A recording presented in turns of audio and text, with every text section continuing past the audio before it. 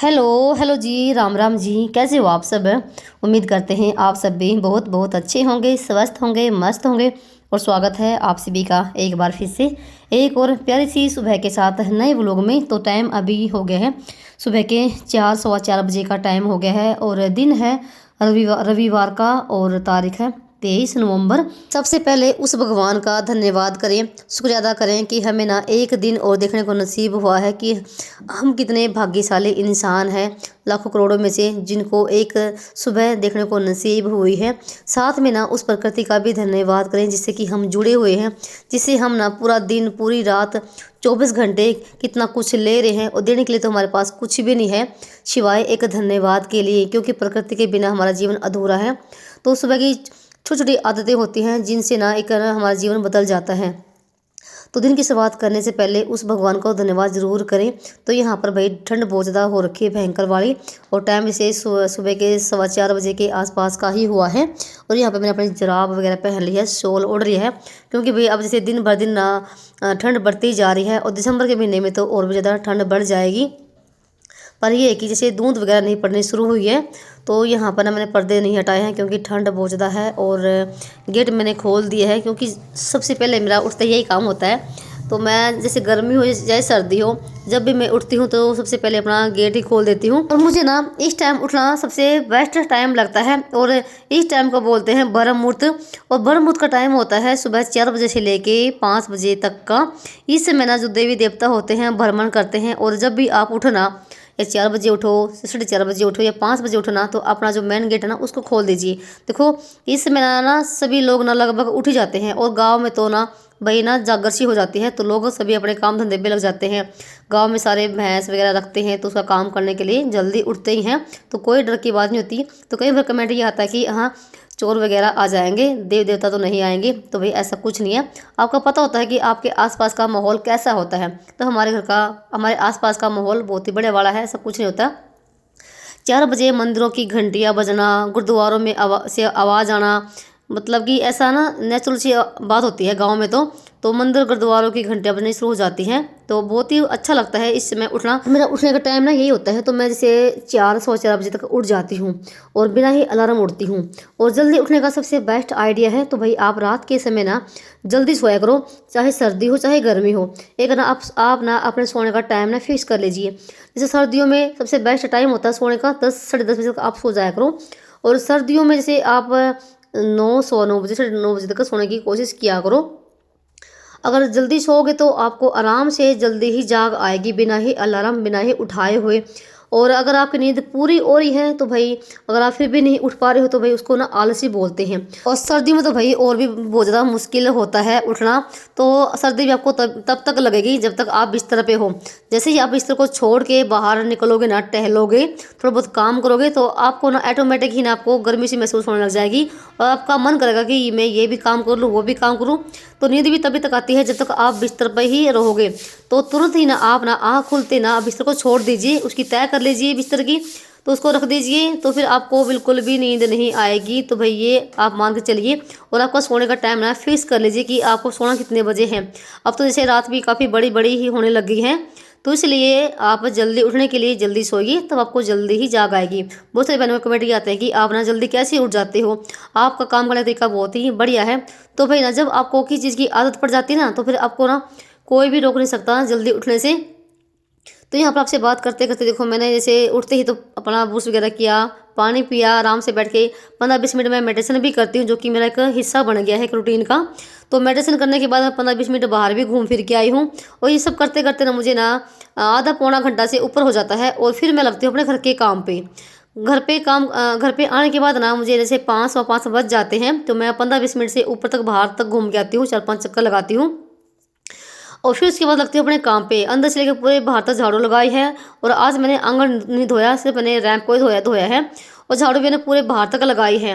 और सुबह सुबह ये काम हमारे हो जाते हैं ना तो ऐसा लगता है कि हमारा पूरा ही काम निपट गया हो।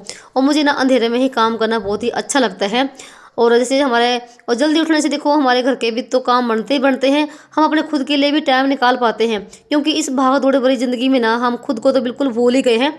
खुद के लिए तो हम टाइम निकालते नहीं हैं, खासकर तो हम महिलाएं। घर के काम में ही हम उलझी रहेंगी, लेट से उठेंगी, घर के काम धंधे कितने होते हैं भी बहुत ज़्यादा वाले, इस घर के काम धंधों में ना हम अपने आप के लिए तो बिल्कुल भी टाइम नहीं निकाल पाते। तो भाई थोड़ा सा अपने शरीर को कष्ट दे के तो जल्दी उठ के थोड़ा भाई भगवान का नाम लेना, नाम जाप करना, थोड़ा सा खुद के लिए एक्सरसाइज करना, तो भाई ये बहुत ज़रूरी होता है हमारे हिस्सा।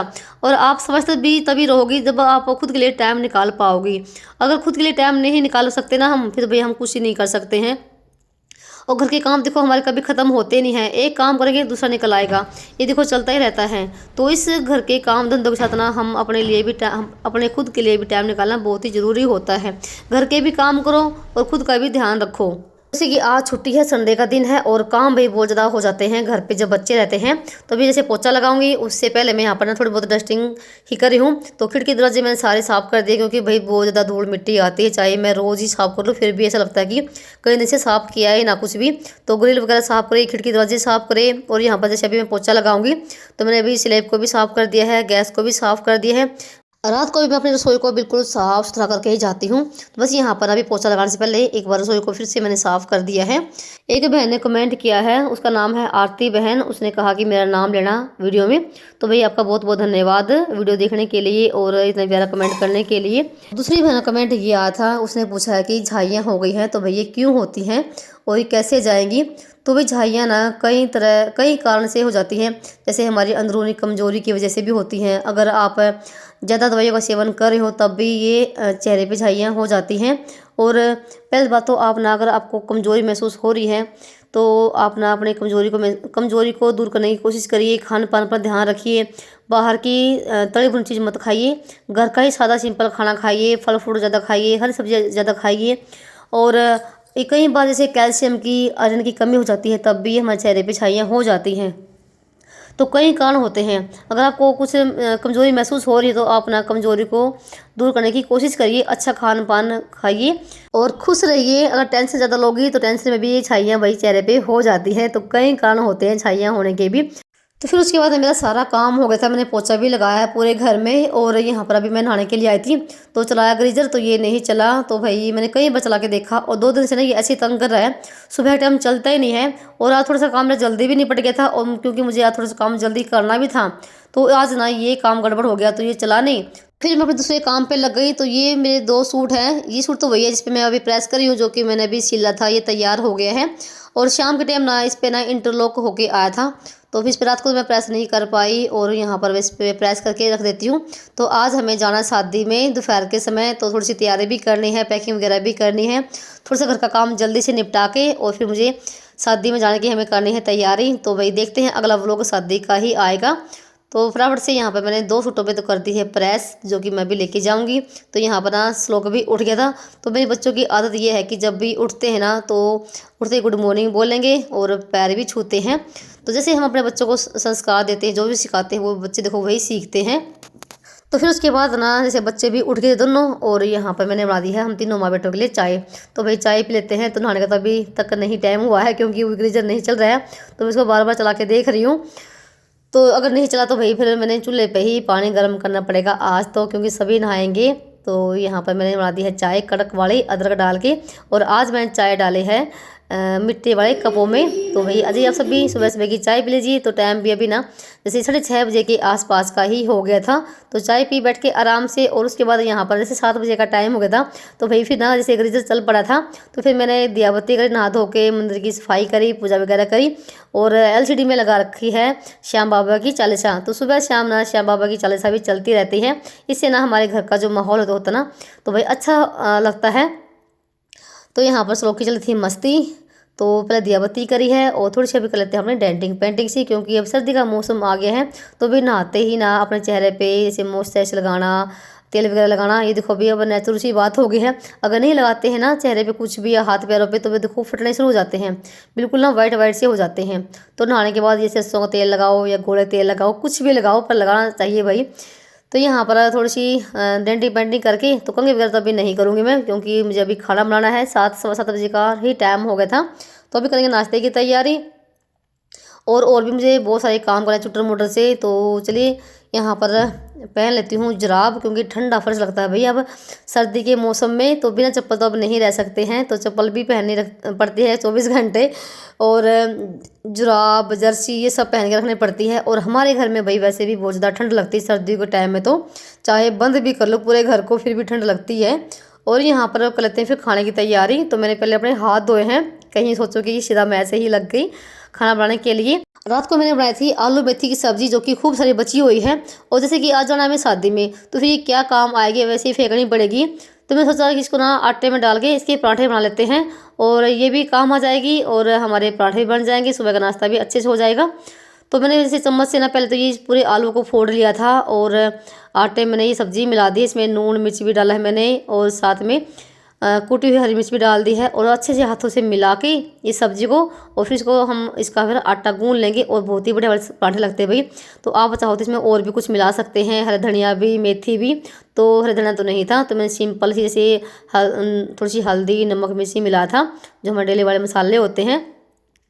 तो बस फटाफट से मैं यहाँ पर ना लगी थी रोटियाँ बनाने के लिए, और एक साइड में मैंने रख दी है चाय बनने के लिए। तो भी सभी का नाश्ता हो जाएगा। और थोड़ी देर के बाद ना केशव के पापा भी आ गए थे। तो देखो वे बिल्कुल करारे करारे पराठे बनकर हो रहे हैं तैयार। और कई बार मैं ऐसे ही करती हूँ, जब भी सब्जी बच जाती है ना, या दाल बचती है या कोई भी सब्जी बचती है, तो मैं आटे में डाल लेती हूँ। तो सब्जी भी नहीं हमें फेंकनी पड़ती, और ना एक टाइम का ना सुबह का नाश्ता अच्छे से बन जाता है। और सर्दी में देखो भाई कोई भी मतलब नुकसान नहीं होता पराठे खाने का।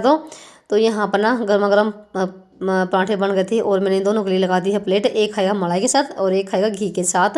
और सबका नाश्ता पानी करवाने के बाद ना सीधा जैसे मैंने बर्तन साफ़ करे हैं। बर्तन बहुत ज़्यादा हो जाते हैं और रसोई बहुत ज़्यादा फैल जाती है जब हम खाना बनाते हैं। तो मैंने यहाँ पर सारे बर्तन साफ़ कर दिए, तवे को भी अच्छे से मांज दिया है, क्योंकि तवा बिल्कुल काला हो जाता है जब हम पराठे सेकते हैं। तो और बर्तन साफ़ करने के बाद यहाँ पर छींक को भी मैंने अच्छे से मल मल के बिल्कुल मांज दिया है। तो मैं जितनी बार बर्तन साफ़ करती हूँ उतनी बार ही मैं अपने सिंक को और रसोई को साफ़ करती हूँ, स्लेब को। और यहाँ पर स्पंज से ना बिल्कुल इस जो सिंक थी ना, इसको मैंने पूरा ही सुखा दिया था। तो मेरा सारा काम हो गया है रसोई का। तो भाई खाना पीना सबका हो गया है, और मैंने अपना सारा काम निपटा दिया है। बर्तन भांडा झाड़ू पोछा सारा हो गया है। थोड़े से कपड़े हैं अभी जो भी मैं सुखा के आऊँगी। बच्चों की स्कूल की ड्रेस है बस, और उनके ब्लेजर वगैरह हैं। और इस वीडियो को तो मैं करूँगी यहीं पर एंड। और अभी टाइम भाई 9 बजे का हो गया है, और आज हमें जाना शादी में। तो उसकी अभी मैं तैयारी करूँगी, पैकिंग वगैरह करूँगी, बैगों में कपड़े डालूंगी। वैसे निकाल तो रखे हैं जो लेके जाने हैं, पर अभी बैग में डालूंगी। और अगला वो लोग आपको शादी का ही थोड़ा बहुत शेयर करेंगे, अगर बना पाए तो भाई। क्योंकि जब हम कहीं नई जगह पर जाते हैं ना, और जब वीडियो शूट करते हैं, थोड़ा सा भाई लगता है अजीब सा। तो देखते हैं। और मैंने कल लगवाई थी मेहंदी, तो देखो यहाँ पर ना कितनी प्यारी लग रही है ना। मुझे वैसे भी ना मेहंदी लगवाने का बड़ा ही शौक है देखो। पर ये कि ठंड में ना मेहंदी लगवाना बहुत ज़्यादा महाभारत है, बहुत ज़्यादा ठंड लगती है, ठंडे ही हाथ हो जाते हैं। तो वे चलिए इसी के साथ करते हैं वीडियो का एंड, और मिलते हैं आप सभी को एक और नए व्लॉग में। तब तक के लिए राम राम जी।